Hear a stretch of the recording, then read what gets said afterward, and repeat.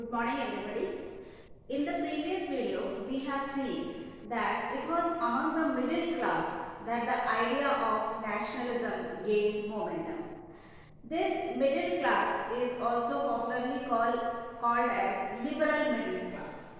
Now this word liberal or the term liberalism is derived from the Latin word liber, which means freedom. So the people of France and rest of the Europe, they wanted freedom of individual and equality before law. So now this liberal nationalists or the liberal middle class, they wanted liberalism in all fields, political field, social field and economic field. So now let us see what do they mean by liberalism in political field. In politics, the liberalism means concept of government by consent. That means where the people will choose the ruler with their own wish, with their own will. So that is the rule by consent.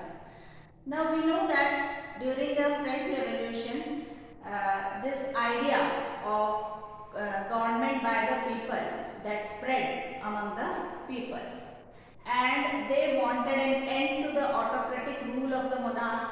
They wanted an end to the clerical privileges. That means the nobles and the clergy were enjoying some privileges, so those privileges should stop. Then they wanted a constitution, they wanted a representative government, and also they wanted right to private property. So these were the rights of the individuals which the people wanted after the French Revolution, and this idea was spread to other parts of Europe also, which is called as political liberalism. Now what do you mean by social liberalism? In society, there was a concept of equality before law, but surprisingly for them, equality before law was not the same as equality before law is for us. Because for us, right to vote includes all persons above the age of 18 have right of vote. In India, we consider that everybody above the age of 18 years, whether male or female or rich or poor, everybody has the right to vote. So we call it as universal adult suffrage. But in Europe at that time, the term universal adult suffrage was not used. It was only the term suffrage. That means they demanded the suffrage. Suffrage means right to vote. Now, right to vote during the French Revolution, as we have already studied in 9th standard, was limited to the propertied section. So, we know that when the National Assembly was ruling, at that time the right to vote were given to only the rich section of the society, and the poor section of the society and the women were considered as passive citizens. Then during the time of Jacobin government in France, we have studied last year that at that time even the less propertied section of the society also got the right to vote, but the women did not get the right to vote even then. Then we studied during the time of Napoleon, even the women were not considered as equal to men, and they were considered to be people who should follow the instructions given by their husbands and fathers. So the condition of women was very deteriorating during the time of Napoleon also. So in this way, even when they were demanding about social liberalism, they did not include women and the lower propertied sections in this liberalism. Now, and for a long time, the women were demanding that they should be given right to vote. Now, when we talk about economic liberalism, it is mainly related to those people who were doing business. So, like big industrialists, the big businessmen, rich merchants, they wanted economic liberalism. Now, what do you mean by economic liberalism? Economic liberalism means freedom of markets.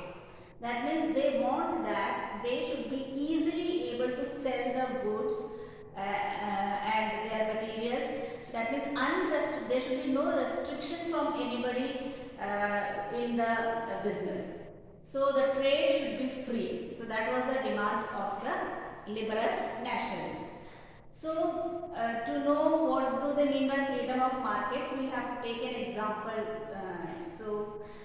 During that time in Germany, Germany was divided into many small areas which are called as duchies and cantons, etc.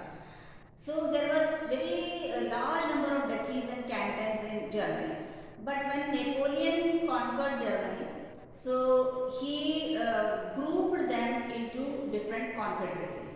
And these large number of duchies and cantons were divided into 39 principalities. So now there were 39 principalities in Germany.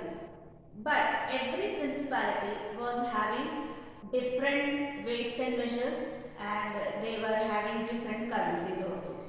So this created a barrier for those who want to sell their goods. Like if you talk about Germany, if a person or a merchant has to move from Hamburg to Nuremberg, so he has to cross 11 custom duties, and in every place he has to give an extra charge of 5% additional tax on his goods. So because of that, when the goods reached the customers, it became very costly, and the profit reaped by the merchants were very less. So these merchants demanded that this type of restriction on goods and services should be limited, or it should be stopped. During that time, even the weights and measures were very different. Like the measurement of a piece of cloth was called as elli at that time. As we call 1 meter, usually we take 1 meter as the measurement of cloth meter. We measure in meter, and 1 meter is 100 centimeter. But in Germany, it was 1 elli, and 1 elli also had a different measurement at different places. Like at one place, like if you talk about Frankfurt, 1 elli was equal to 54.7 centimeter. Then if you go to Mainz, which is another city of Germany, the measurement was 55 centimeter. So in this way, the measurement differed from one place to another place. So when a merchant has to sell 1 elli of cloth, so every time he has to pay custom duty or extra taxes and all, and that was a hinder of his trade. That was hindering his trade. So this was all treated as the obstacles to the economic exchange and growth of commercial classes. So that is why all of them decided, this merchant class, they decided that we should solve this problem. So for that, initiative was taken by Prussia. And in 1834, a custom union was made at the initiative of Prussia, and then it was later on joined by many German states also, and this custom union was called as Zollverein. Now the function of the Zollverein was to the freedom of market, which was the main aim of the liberal nationalism, that was done by Zollverein. So they abolished the tariff barriers. That means every time when they have to pay the tax and custom duties, that barrier was, or that restriction was removed through this Zollverein. So they abolished tariff barriers and reduced the number of currencies from 30 to 2, because as the currency changes, the merchant has to convert it into another currency, and then again it took time and it hindered their progress. So this currency was reduced from 30 to 2, that made it easier for the merchants to sell their things. Along with that, apart from Zollverein, during that time, slowly railway network also started improving. So when railway network started improving, it was easy for the merchants to sell their goods from one place to another place. Through railways, they can easily travel. So railway also was one way which united the countries or different places of Germany, or we can say other parts of Europe. So economic nationalism was created. Then slowly this economic nationalism ultimately gave way to wider nationalism, which we are talking about. So nationalism in every field arrived, and one reason for that was liberal nationalists or the liberal middle